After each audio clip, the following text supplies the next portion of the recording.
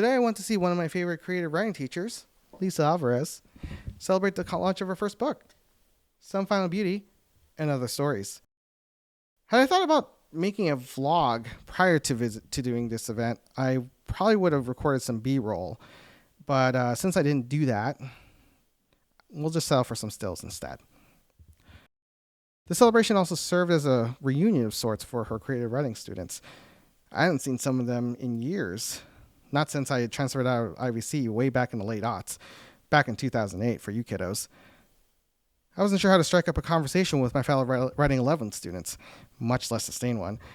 But I'm happy and relieved to report that I was able to navigate through it better than I expected. It took us a little bit of time to feel each other out, but once we got to really talking, it's not like much time had passed between us at all. Anyway, back to the book. I read the title story before I went to the launch, and then afterward I decided to read Cielito Lindo, which is a shorter story. And then after I finished that, I decided to start reading another story called False Flag. And then about 2 pages in, I realized I had better stop reading or else I was going to show up late to this party. In other words, I couldn't put the book down. And maybe I'm biased. You know, she was my creative writing teacher after all. But let me ask you this. If you really enjoy good prose and are curious to see how people living in quiet desperation try to find some sense of justice in a world where the system doesn't grant them any, you might be biased towards this book too.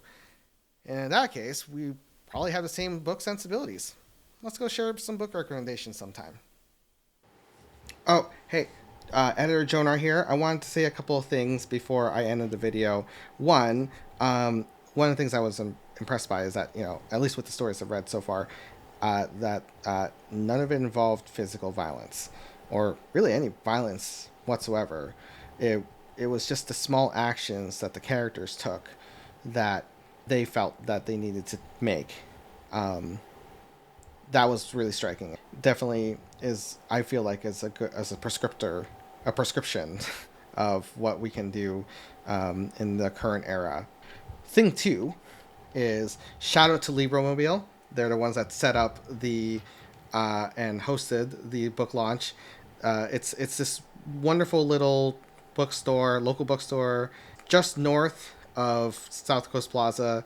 If you're ever in the area there, you're done with Din Tai Fung and you want to read some books, drive up towards Bristol Street and check them out. They're really cool, and I think anybody who can get their the food court there to give them the space for a reading, I think is actually kind of a flex. So anyway, that's it for now.